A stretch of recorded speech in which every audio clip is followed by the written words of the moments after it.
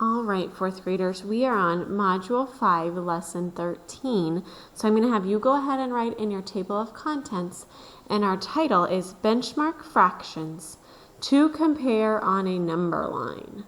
So a little bit long, so you can pause when you're ready. All right, our objective says, I can use benchmark fractions to compare two fractions on a number line. So we're going to look at our first example that says compare 7/8 and 6/4. Now, fourth graders, I want you to talk about these two fractions and think about 7/8. Now, I know that 7/8 is less than 1 whole. Because if I'm talking about a whole, then that means my numerator and my denominator are the same. So it would be 8/8 as a whole. But now I look over here at 6/4, and I think that if 6/4 has to be greater than 1, because again, I know that 4/4 is 1 whole. So I know that 7/8 is less than 1. But this 6/4 is a little bit different. And so we're going to draw our number bond to learn more about 6/4. And if I were to look at that, I'm going to look for my whole and then some parts that are left as a fraction. And so the whole would be 4/4. And then if I've taken 4/4 away, that means I have 2/4 left. So now I'm going to use this number bond to help me figure out where to put this fraction on our number line. So my number line has 0 and 2 as our endpoints. And because I have 0 and 2 as our endpoints, I have 1 in the middle. And I know that 4/4 is another way to say 1 whole. So I'm going to put my finger here on 1 because I know that that is the same thing as 4/4. Okay. Now I know that 6/4 is 2/4 more. And so I'm going to imagine, and I'm going to use my pencil to divide my line into fourths between the 1 and the 2. So here would be halves, and fourths would be this way, like this. And so if I have 4/4, I can continue and count on 2 more fourths. And this spot right here, I would mark as 6/4. Now, because 6/4 is halfway between 1 and 2, another name I could give it is 1 and 1/2. Because I know that 2/4 is the same as 1/2. But now, fourth graders, I want to continue to look, and I want to put my other fraction, 7/8, on my number line because I'm comparing the two. If this is where 6/4 is right here, or 1.5. But we already said 7/8 is less than 1, so I'm going to focus on this part of my number line. Okay? Now, here's what I want you to think about, and I want you to pull out this paper that we grabbed and looked at yesterday, these blank fraction strips. So when I see this first one, I know that this is 1 whole. It's not divided into anything. And I could figure out what the rest of these fractions are by counting the total pieces. So this is 1, 2, that would be halves. Here are my thirds. Here is my fourth, so I'm going to label that 1/4. I'm going to continue on 1, 2, 3, 4 fifths, 1, 2, 3, 4, 5, 6, 1, 2, 3, 4, 5, 6, 7, 1, 2, 3, 4, 5, 6, 7, 8. Here's a piece I want to focus on. Here is my 1/8 piece. So I know that 7/8 is only 1/8 away from a whole. And when I look at this, I can see that my 1/8 piece is pretty small.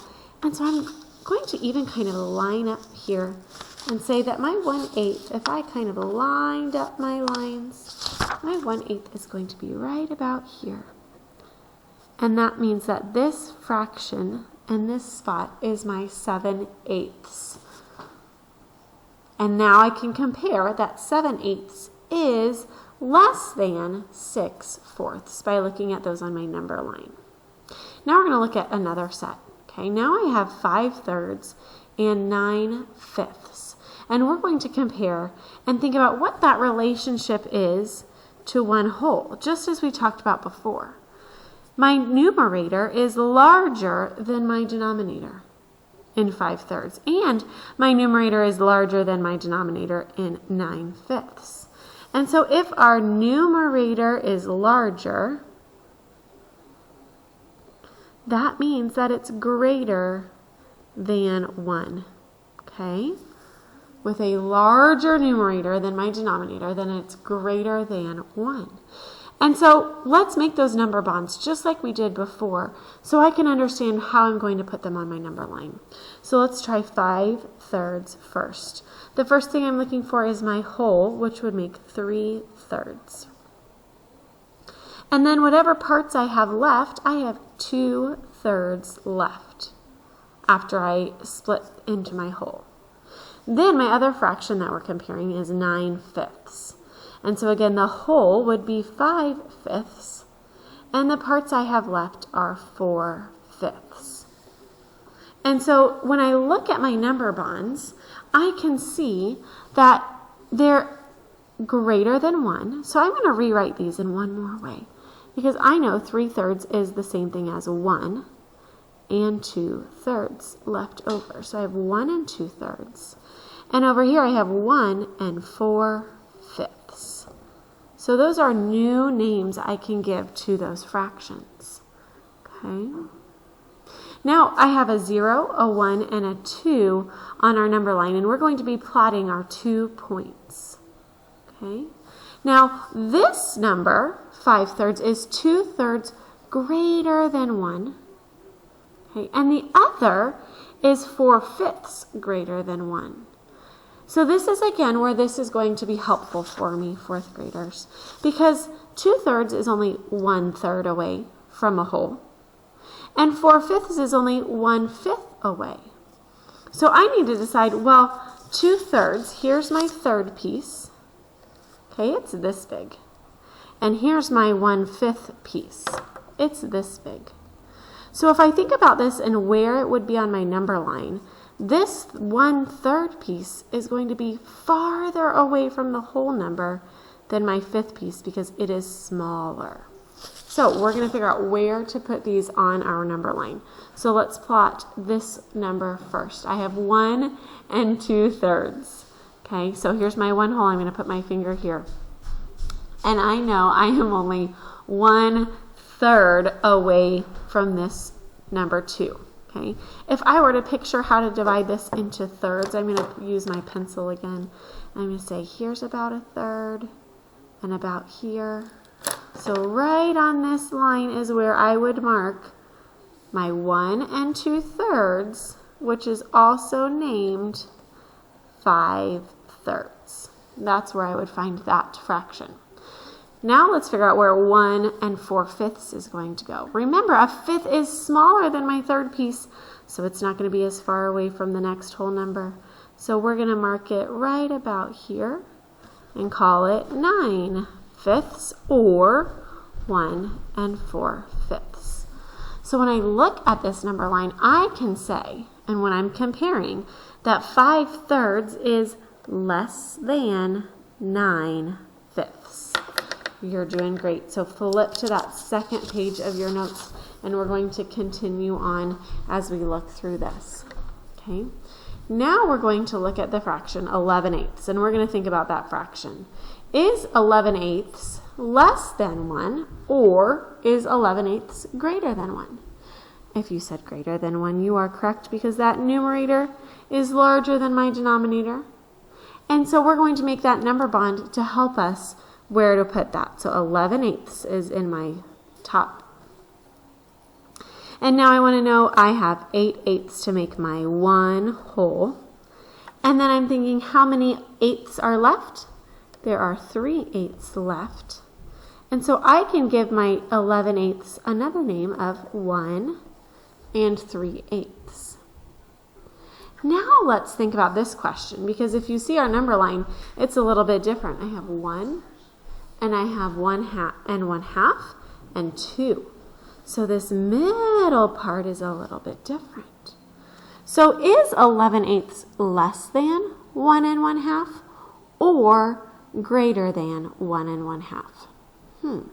I'm thinking about something we learned yesterday that says, I notice that fractions where my denominator is exactly double of my numerator, that's the same as 1/2.